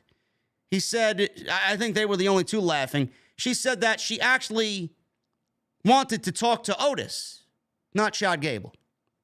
She gave Otis her business card and said she'd be in touch. I'm sure there's a lot of people that would love to be in touch with Maxine Dupree. MMM left and Gable began critiquing her business card. Bronson Reed walked up to them and then gave them a nasty look and walked towards the ring. So what are we doing here? Is Otis going to become a fucking maximum male model? Is this what we're doing here? Are they legitimately going to break up Alpha Academy? I don't know, man. Otis is too good to be in the maximum male models, but it could mean some sort of entertainment for the maximum male models, because right now, they got nothing. They got nothing. Mustafa Ali versus Bronson Reed. This lasted 3 minutes. Who booked this fucking show, man? Every match was 3 minutes. It's like Vince McMahon was all over this fucking show. 3 minutes here, 3 minutes there. Fucking 6-woman tag team match that doesn't make any sense. That pairs baby faces and heels on the same fucking team. Who booked this fucking shit, man? Bronson Reed and Mustafa Ali. 3 minutes. Reed tossed Ali at one point in the timekeeper's area like he launched him from a fucking cannon. Tossed him around the timekeeper's area, dragged him back into the ring. Ali tried to make a comeback, dropped him with a tornado DDT off the top rope. Bronson Reed kicked out at a 1 count. Reed came back, clotheslined. He flipped, did Ali, selling the bump for Bronson Reed. He goes up top, big tsunami splash. And Bronson Reed wins in 3 minutes. I said this on social media, man. I would not be opposed to Bronson Reed winning the United States Championship at the Elimination Chamber. Now, he's undefeated. They're booking him like a monster. He would have to take a pinfall loss in that match if he was not planned to win, which I don't really think is productive right now for Bronson Reed. I would not want to see him lose after he's been so dominant in whatever we have seen of him so far. But let's run down the list of people in this men's United States Elimination Chamber match. Austin Theory is the champion. We'll talk about him last. Seth Rollins is not winning the United States Championship. No need to. He's beyond the United States Championship, and Logan Paul versus Seth Rollins is the direction for WrestleMania. That does not need to be a United States Championship match. Damian Priest, I don't think he's winning the United States Championship at all. I think he's a great addition to the match. He adds some big man presence and a chamber presence in there, but he's not winning the United States title. Johnny Gargano, I could see win it. I could see Johnny Gargano becoming the United States champion, doing what Gunther has been doing with the Intercontinental title on SmackDown, giving you Johnny wrestling, building up the United States Championship as the workhorse championship on Monday night. I could see that. I could absolutely see that. Bronson Reed. I could see Bronson Reed win the United States Championship, just like Johnny Gargano. I could see Bronson Reed holding that championship and being a dominant fucking savage on Monday night. Unbeatable giant on Monday night with that United States title. Montez Ford is a dark horse. Montez Ford is a dark horse because, you know, he's a part of the Street Profits, and I do feel like WWE has been kind of contemplating a split of the Street Profits, even though I don't think it's a good idea. But if Montez Ford wins the United States Championship, that could lead to what brings WWE to break up the Street Profits. Now, I don't think Montez Ford is ready for that type of positioning, but stranger things have happened. And Austin Theory, he's also a wild card here, even though he is the WWE United States Champion. Does he need the United States title? He hasn't really done much of anything with the United States Championship. He's going into a match with John Cena at WrestleMania, more than likely. Does that need to be a United States Championship match? I don't think so. It's not like John Cena would come back and challenge for the United States title, win the title, have a United States Open challenge like he used to back in the day, which I thought was fantastic. John Cena chasing the WWE title is the only title I would love to see because that is number 17 for him. But I don't see why John Cena would come back and challenge Austin Theory for the United States title. I think it would be better if Austin Theory dropped the title and then went to WrestleMania and wrestled John Cena and beat John Cena. Beating John Cena, to me, would be a bigger coup in the cap of Austin Theory than the United States title would. So why does that match need to be a United States Championship match? I don't think so. I don't know. They could go either way. You know, it is a open field for sure. Johnny Gargano could win it. Bronson Reed could win it. Austin Theory could retain it. I could see Austin Theory coming out. The champ is here, and him proclaiming that he's the greatest United States champion of all time. And then John Cena comes out. It's an easy WrestleMania match, and they could set it up. And, you know, I could see all that shit happening, but does he really need it? Does he really need it? I don't know. We don't know what's going to happen. But the field is open. I'm here for it. Should be good. I'm going with Bronson Reed. I think Bronson Reed is the odds-on favorite to me to win the United States title. Kathy Kelly interviewed Edge and Beth Phoenix backstage. Edge says he's sick of the Judgment Day. He said their sneak attack was right out of the playbook of, I guess, himself. Edge said at the Chamber event, they will basically go on to be victorious. What they do to them won't be pretty. Phoenix says they will find out why people call them the grit couple. I don't know. Why do they call them the grit couple? Do they like shrimp and grits? I don't know. I don't know. Should be a good match. Miz TV. He had Seth Rollins as his guest. Miz complained about not being in the Elimination Chamber. And then he intended to basically not talk about himself, but he wants to talk about his guest, Seth Rollins. He introduced Seth. He made his way out. Fans are singing his song. He's wearing those ridiculously ugly and overly expensive Astro Boy boots, which I am very curious to know if they're comfortable or not. I don't know. Are they even released yet to the general public is what I want to know. It's the first time I saw them on anybody, but I've heard about them. He's out there wearing those Astro Boy boots. And Miz asked about Logan. Seth said nobody wants to hear about Logan Paul. He's a dumpster fire of a human being. He said fans would rather hear him sing. Miz says if people wanted to hear singing, they would go listen to Taylor Swift. Really? Miz says they're jealous because he snagged tickets and they did. Miz pressed Seth and asked why he won't talk about Logan Paul. Seth got angry, told Mike Mizanin, "Shut up, Mike." Fans started chanting, "Shut up, Mike." Seth says he doesn't want to talk about him because, he doesn't deserve to be talked about. So he pointed at the sign and said for his whole life he wanted to do WrestleMania and headline WrestleMania and close the show. He says that dream matters to him and matters to The Miz and matters to everyone in the arena because we love this. Seth said Logan doesn't care about WrestleMania or that dream. He says he's selfish and soulless and is only interested in being famous and lining his pockets, which may be true, may be kind of a shoot here. Said Logan doesn't deserve to have his name mentioned in a WWE ring. He said Logan wants attention, but what he deserves is having his teeth kicked in. Miz said Seth sounds jealous and made fun of his Super Mario boots. Seth said everyone knows Miz is jealous, but he's not that stupid. Miz insisted, I'm not stupid, and then fans are chanting, yes, you are. Seth then egged it on and asked the fans to help Miz out. He asked if The Miz is stupid, and the fans gave another yes, yes, yes chant. Miz then yelled, I'm not stupid. At least he's not yelling about the size of his balls. Miz says at least he headlined WrestleMania, something that Seth will never do or may never do in the future, in part because of Logan Paul. So Seth attacked Miz. Austin Theory yanked Seth out of the ring by his Astro boots. And Miz recovered and attacked Seth. Seth made a comeback, delivered a stomp with his funny little boots. Theory attacked Seth again. Theory says he's done with Seth. He stood over Seth and held the United States title up in the air over a fallen Seth Rollins. So Miz was in the ring. He got a curb stomp for his trouble. He's selling the effects of the curb stomp. We go backstage to Rick Boogs. He's flexing his bar, that flex bar he's got.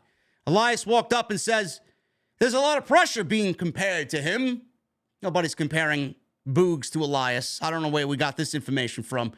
He says he shouldn't get down if he loses to The Miz. Boogs thanked him. Elias said maybe they could do a collaboration someday if he wins. Boogs hit Elias on the back very affectionately, very hard. He says he's going to shred The Miz tonight. He got this muscly, strained look in his face, and he was wilding out, and he went to the ring. What did I tell you last week? What did I tell you the week before that? We're getting that Rick Boogs and Elias tag team. I'm telling you right now. I'm telling you right now, man. We're going to get Rick Boogs and Elias as a fucking tag team on Monday Night Raw. Mark my words. I hope to God they don't feud because nobody wants to see... I don't know if anybody wants to see them team or wrestle. I would rather see them team than wrestle. Listen, it makes more sense for them to be tag teaming as two guitarists. One acoustic and one electric. One country and one thrash metal. One Toby Keith, the other Megadeth. I don't know. Could be an entertaining pairing. I don't know. You know, it could be an entertaining pairing. And Rick Boogs, believe it or not, there's something there with Rick Boogs. They got a star in Rick Boogs. They got someone that could get over with the audience in Rick Boogs. The thing is, he looks so fucking generic. They got to work on his appearance. Really. They got to give him something. Whatever they got him going out there with now is not working. He looks like a fucking creator character. Very, very generic. Boogs wins in 2 minutes. He beats The Miz. Obviously, Miz didn't want to wrestle this match because he got beat up before the match started. He got curb stomped by Seth Rollins. Boogs gave Miz an overhead plex. Curled Miz 10 times in his arms. Bicep curls with the fucking Miz. Unbelievable. So, Boogs pressed Miz over his head, power slammed him for the 1, 2, 3, and that was basically it. Miz has been reduced to an enhancement talent. Miz is now a jobber to the stars. Or a jobber to the upcoming stars on Monday Night Raw. Good, that's all he's worth. Byron Saxton interviewed Judgment Day backstage. He asked if the Judgment Day now have the upper hand against Edge and Beth Phoenix. Balor said they always have the upper hand. He says they will beat Edge and Phoenix again and again and again. Dominic said wrestlers like Edge and his dad, his deadbeat dad, were once good, but the game has passed them by. Priest said at the Chamber he will walk out as champion and Ripley will walk in and challenge Charlotte and walk out as SmackDown Women's Champion at WrestleMania. Rhea Ripley said Charlotte keeps saying she's at a different level, but she will rise and take her title. She said Her rise begins Saturday at the Chamber when she and Balor beat the shit out of the Grit couple.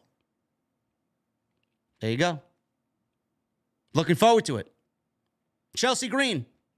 She approached Adam Pearce backstage and said she has sent strongly worded emails to his manager airing her grievances. He said that he got her emails because he's in charge of both shows. She said she wanted to be added to a match tonight with Asuka. She feels like she needs a do-over with Asuka. Then she wanted to be added to the Elimination Chamber, which is completely out of left field for Chelsea Green. Pearce says, yeah, that won't happen. She says she won't leave his office until he puts her in. So she poked his chest, and he was about to block her hand, and she said, ew, don't touch me or I'll scream. I'm feeling very threatened right now, like a typical fucking, Gen Zer and typical Karen here by Chelsea Green. So Pearce shook his head, he left, and then she complained, well, where you going? I'm not done with you. But you just told me to leave. You just told me that you're feeling threatened. Why the fuck do I want to be around you with your bitchy attitude? At least she's playing the role right. I don't know. Where's it going? I don't know. Is she getting over? I don't know. Where's it going? I don't know. Who knows? Bayley, Bianca Belair, and Becky Lynch main events. This got more time than basically half of the fucking show combined because everything went 3 minutes and they were in the main event. Triple threat match. If Bianca wins, then Bayley and Becky get no Elimination Chamber. If Bayley or Becky win, then they get added to the Elimination Chamber. So clearly, I was hoping Bianca Belair would win this thing, and that's exactly what they did.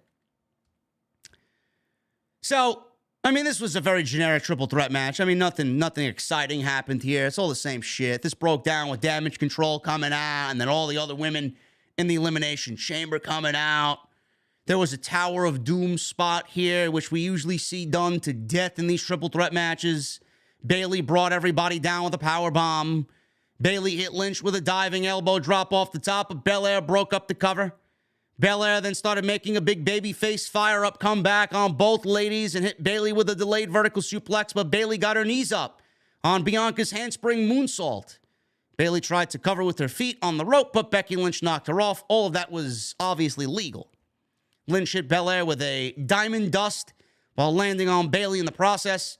Becky Lynch hit Bayley with the manhandle slam, but Io Sky interjects and yanked her off the ring apron and shoved her into the ring post. Dakota Kai saved Bayley from a KOD attempt, and Sky drop kicked Belair. Bayley tried to stack up Belair, but only got a 2 count. So all 6 ladies who are already in the chamber ran out to attack Damage Control, and everybody wound up fighting each other. This was utter chaos. Typical Bruce Pritchard, Vince McMahon, final go-home sell for the Elimination Chamber. Very generic, very lame, very dull.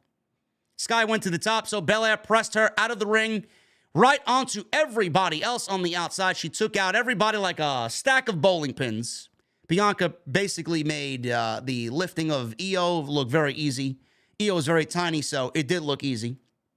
Lynch gave Bayley a manhandle slam, but Belair came in and gave Lynch a KOD on top of Bayley, and Becky all of a sudden just rolled out of the fucking ring.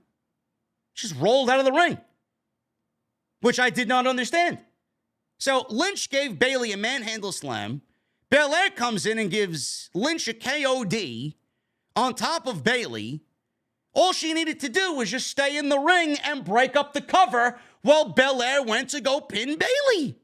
And she didn't. She rolled to the outside instead. My God, did they make Becky Lynch look fucking retarded in the end of that match. Bianca Belair wins 1, 2, 3. I'm not complaining about it because this is the outcome I wanted. Bianca Belair wins and nobody goes to the chamber. Good. They don't deserve to be there. Becky Lynch and Bayley failed to qualify for the chamber, and Lynch sat at ringside with a look of disappointment. I was anything but. The announcers ran down the rest of the Elimination Chamber card, and that is the way the show went off the air. So we have Becky and Bayley continuing their feud out of all this. No match at the Elimination Chamber. Not yet, anyway. I doubt they're going to announce anything. Maybe they do. Maybe they surprise us and announce another match. I don't feel like we need it. I don't want Becky or Bayley, or both, to be added to whatever the Raw Women's Championship match is, which there's only two likely outcomes. It's either Asuka and Bianca or Raquel and Bianca. And I don't think Raquel is ready for that spot.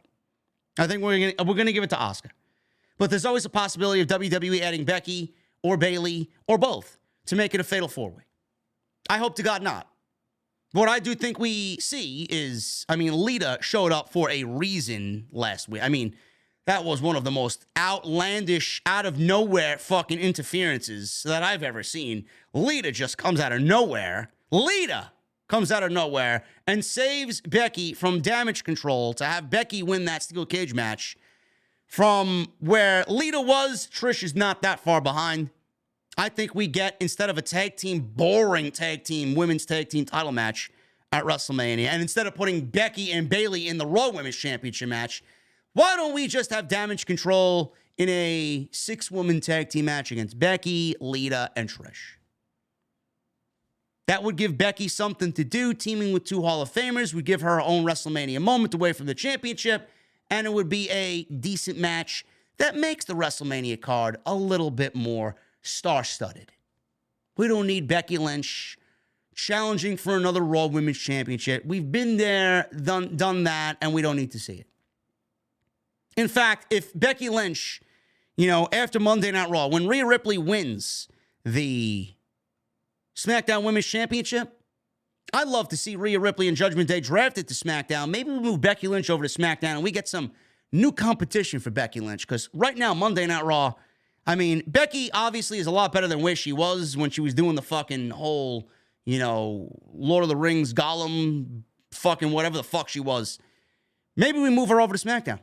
Get something new for Becky Lynch on WWE TV. Because right now, this division is not where it needs to be, man. They're not lighting any fucking matches at all. They struggle to light a match. They're not setting anything on fire. It's just boring. It's the same shit over and over again. So much that they got to get Lita and Trish involved because there's nothing else for them to do. There's no other direction for the women to go. Whatever. What the fuck do I know? Just keep them out of the Raw Women's Championship match and I'll be happy. Anyway, guys, that is all I got. That was your Monday Night Raw post show. Not really a good Monday Night Raw, man. Not really a good Monday Night Raw. Don't know why I didn't play Red Skies tonight. Could have easily played Red Skies and got away with it. Anyway, follow me on social media at JDfromNY206, Twitter, Instagram, TikTok, Cameo. Hit that subscribe button down below. Turn on the bell for all notifications. Make sure you guys hit that thumbs up as well, man. We got 786 likes. I'd love for us to get 1,000, man. We had 2,300 people in here. Where's the thumbs up? I feel like I do a fantastic job every night, man. You guys, the least you could do is hit the fucking thumbs up, really. Holy shit. It's like fucking pulling teeth with you guys. Super chats are open. Get them on in. Memberships are open. Get them on in. My Mother's Basement coming soon. The unveiling, the night of, will be VIP only. So make sure you guys get in. And RSVP, man. Should be a great, great night. Go check out all the other videos that you might have missed on the channel. YouTube Shorts. There are a couple of OTS extras on there as well. Go check that stuff out. Some really great discussion. So if you missed any of that stuff, it's all on the homepage. Tonight's show sponsored by my great friends over at Blue Chew. BlueChew.com. Code JD at checkout. Telling you, man, confidence. Confidence. Sami Zayn needs that confidence to take down the Tribal Chief. You need that confidence in the bedroom, man. Don't be like Sami tonight and tell your significant other, I don't know. That's where Blue Chew comes in, man. Blue Chew is a unique online service that provides the same active ingredients as Viagra and Cialis, but in chewable tablets. And they come at a fraction of the cost. You can take them anytime, day or night. Be ready whenever the opportunity arises. And the process is very simple. You sign up at BlueChew.com. You consult with one of their online medical providers. And once you are approved, you're going to receive your prescription within days. No visits to the doctor's office. No awkward conversations. No waiting in line at the pharmacy. It's all done very discreetly. And Blue Chew's tablets are made right here in the USA, prepared and shipped directly to you. First impressions are everything, man. They're the most important. Most important. Always talk about a good first impression. You don't have a good first impression, man? Right down the tubes you go. So why not leave a good first impression? And I guarantee you that first impression is going to lead to a lasting impression. It's going to be like having that first impression over and over and over again, man. Love it. So if you guys can benefit from that extra confidence, why not give Blue Chew a try? BlueChew.com, code JD at checkout. Sign up, get yours for free. All you have to do is pay the $5 shipping and handling. Once again, that's BlueChew.com, code JD. And I want to thank them for sponsoring the podcast right here on Off the Script. Brandon James Shea with a 5-month VIP membership. My team are the Chiefs. Patrick Mahomes is the MVP. Man, I feel bad for the Philadelphia sports team fans, man. Couldn't win the World Series, couldn't win the Super Bowl, man. How much heartbreak can that city take? Holy shit. Oh, my goodness. DC with a 10-month membership. Does Cody become the American Dream if he beats Roman at WrestleMania? Or does he stay the American Nightmare? OTS is God mode. He is the American Nightmare, DC. Cody Rhodes can no longer live in his father's shadow. Nick Williams with a $10 super chat. Tubi needs to be benched after what happened last night at the Super Bowl. I felt for it too, bro. A lot of people did. Cody versus Sami in WrestleMania 40. I would not mind that. Roman about to get that ECW one-night stand heat Saturday. Oh my goodness. You ain't kidding, Nick. And WrestleMania 40, bro. Let's get through WrestleMania 39 first. Michelle Moran with a $5 super chat. Cody, Sami promo was great, but WWE, were they playing with fire? What if Sami won by DQ like Seth Rollins at Royal Rumble last year and further Roman's paranoia? Now, I don't have Roman lose. I don't have Roman lose at all. I think any discussion of Roman losing needs to be thrown out the window. Tony Brown with a $1.99. I wish I wasn't perving out, JD. Bro, listen, you're not the only one. You're not the only one. Otis with the 14 months. What's up, JD and OTS family? OTS Bouncer here, reminding you guys to get them thumbs up and stay oozy. Hashtag OTS Bloodline. Hashtag OTS for life. Thank you, Otis. Otis is doing a fantastic job. Joseph Taylor with a $3 super chat. JD, have you ever watched Criminal Minds and NCIS? No. I don't watch much TV, bro. I watch TV, but during my week, it's all wrestling, and then Thursday, I usually sit and have a beverage or two and catch up on some shit. The Last of Us, episode 5, man. Oh, my goodness. What a great show that was. Episode 5 was great. The scene where Henry was about to be captured, bro. Oh, my goodness. The infected scene. So good. They got the bloater so good, man. He ripped that fucking guy in half. Love it. So good. Joseph King with a $5 super chat. If, in fact, Jay White does come to WWE, what should they do with him first, in your expert opinion? I'd love to see a Jay White versus Randy Orton feud. I think that'd be unbelievable. The cake with a $5 super chat. Asuka getting 100% complete is the move. She needs the chamber and win at WrestleMania. I'll take an old-fashioned. Yes, Asuka. Asuka winning the Raw Women's Championship. Did I cry at the end of the episode? No. I didn't really care for Henry like many people did. Justin with a 6 months. Thank you, brother. 6 months as of Saturday, and wow, that was an awesome face-to-face with Cody and Sami Zayn. But this still changes nothing. Roman versus Rhodes is what sells Mania. Yeah, I don't think WWE has to worry about much of anything anymore.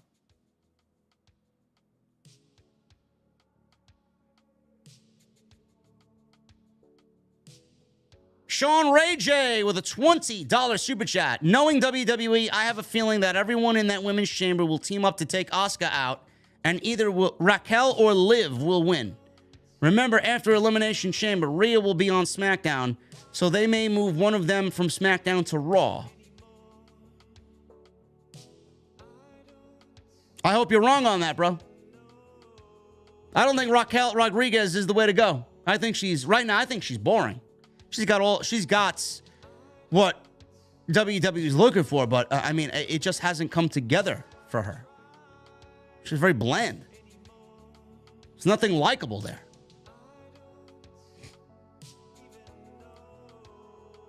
MGM Ballin with a 15 months. Bianca's shorts, bro. I mean, wow. That Sami and Cody promo. Bro, Bianca knew what she was doing when she walked out there.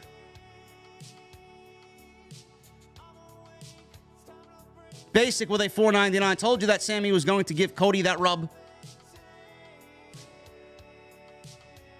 It was actually the other way around, bro. Glorious $9.99. Might be too dangerous.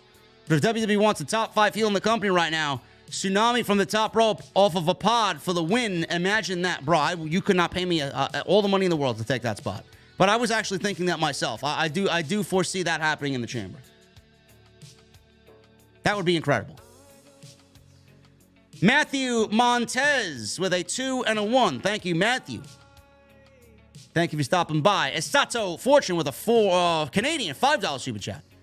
I'll be at the Elimination Chamber Saturday, and if they play Sami's old theme song, we will go berserk. Keep on rocking, JD. I'd love to hear it.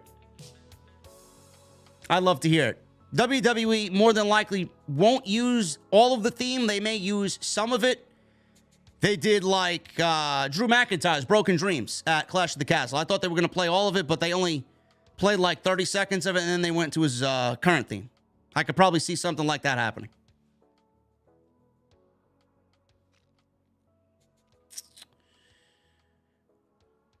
Devon with the 2 months. I've been watching you for years, way back when you had 50K. I'm 22 and want so much out of life, and watching how far you've come motivates me. Stay up. Thank you, Devon. That's the comment of the night, brother. I appreciate you. Thank you. Really means a lot to me, guys, when you say shit like that. Dom Wapo with a $1.99. Amazing TV from Cody and Sami tonight. I agree. Best part of the night, easy. Marie Johnson with a $5 super chat. Cody felt like a heel in this. And am I to believe that now Sami isn't confident in himself? I didn't like the way that it came off to me. Marie, I'm trying to look at the positives here. I mean, it could have been a lot worse. It really could have been a lot worse. I think everybody's kind of just like really reaching right now. Cake with the $2 super chat. Bayley is off to San Jose after tonight. Yes. Not only is she from San Jose, but Sasha Banks is wrestling on Saturday night. I've seen some rumor going around that Sasha Banks has left Mikaze. People that have no sources saying that they have sources. Nobody's got sources. Nobody knows anything. Sasha Banks is one of the more private women, private individuals in all of the business. You don't know jack shit.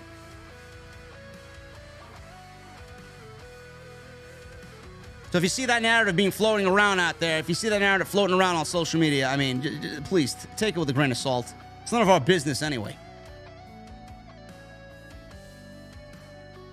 Kratos with a $20 super chat.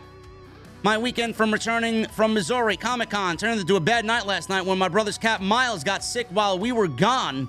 He's doing fine now, but I am keeping a close eye on him. He's my brother's first cat. Thoughts and prayers, brother. Never like to see the fur babies in any harm.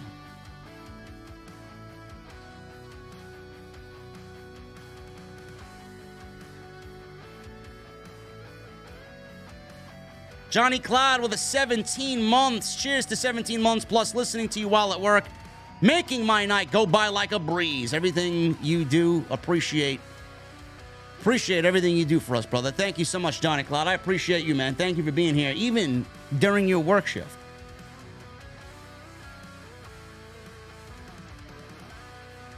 Said Suka with a $4.99. Wouldn't say it was a risk. Triple H believed in his booking, and it worked. We have two of the hottest baby faces in the business. Never doubt Papa H. It was a risk. It was a risk. The fan base is very fickle. You don't really know where the fans are going to sway one week to the next.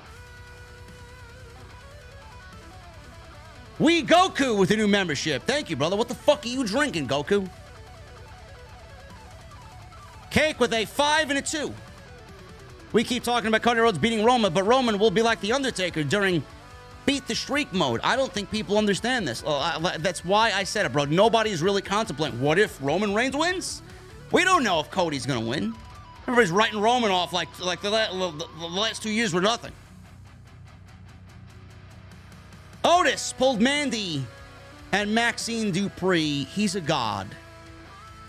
Something's going on there, bro. It's unexplainable.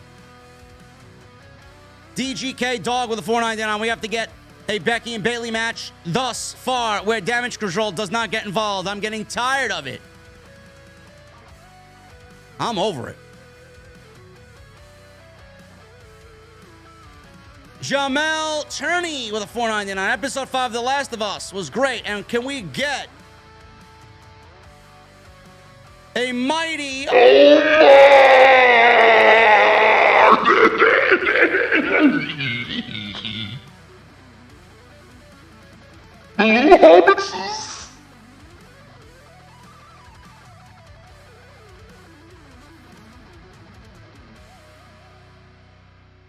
N with a $1.99. Dax posted something on Insta with a WWE logo. Yeah, he quickly deleted it. I saw it. Who knows? Clone Force with a $1.99. Top 5 Orton rivals, and I'm so excited for this Saturday. I don't know, man. Jesus. Those ones I'm going to have to get back to you on. Cena, Triple H. Who else? I love the Mick Foley match. The Undertaker. The usuals. I am very excited about this Saturday, too. This Saturday is going to be really, really fucking special. Wilhelm Hendrick with a 26 months. Keep up the good work, brother. We'll always support your work. I appreciate you, brother. Thank you for being here, man. 26 months. This guy's on his way to achieving elite status here in the venue. Mohammed with a $5 super chat. JD, are you going to play Marvel Spider-Man 2 later this year? I don't know. We'll see. I just bought Harry Potter. I don't know what I'm doing. Got Harry Potter and then Destiny 2 Lightfall coming out, man. I'll be fucking swamped. Clone Force with a $4.99. If Jay and Jimmy get involved in Roman versus Cody, do you see KO and Sami coming to save Cody from the Usos? I don't know, man. Maybe. I think Roman should lose clean, to be honest with you. Bijan Worth with a $1.99. Any chance Sami wins at the Elimination Chamber? Not a shot in hell. Sami is not winning at the Elimination Chamber, bro.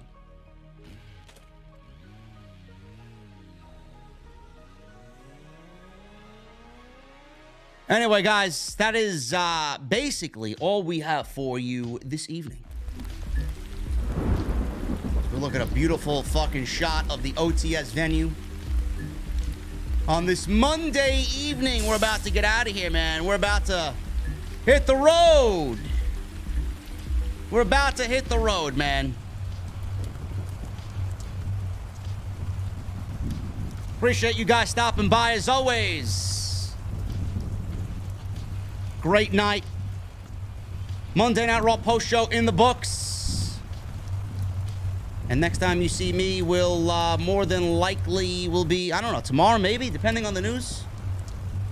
It's been a slow month. I think everybody's just waiting for the chamber. It's been a very slow month everywhere. If you don't see me tomorrow in the sub boxes, man, tomorrow is going to be my off day, if not. Wednesday, you'll see me and Jesse live for AEW Dynamite. Seems to be just a random thrown together show on Wednesday as well, but whatever. Follow me on social media at JDfromNY206, Twitter, Instagram, TikTok, and Cameo. Hit that subscribe button down below. Turn on the bell for all notifications. Make sure you guys hit that thumbs up on your way out. We need a little bit more than 100 likes for 1,000 likes. Get those memberships in. Opening night of my mother's basement will be VIP only. So make sure you guys do that for me. And go check out all the other videos you might have missed on the channel. And please hit that subscribe button. We are very, very close to 141,000 subscribers. Guys, I'm getting out of here. Hopefully you enjoyed the stream tonight. Let me see those guitar emojis in the chat. Let me see those rock on emojis in the chat. Mustang emojis, those ace emojis. And let me hear that music turned up to max. I'll see you guys on Wednesday live. Jesse and I from the OTS venue for AEW Dynamite right here on Off the Script. I'll see you guys later.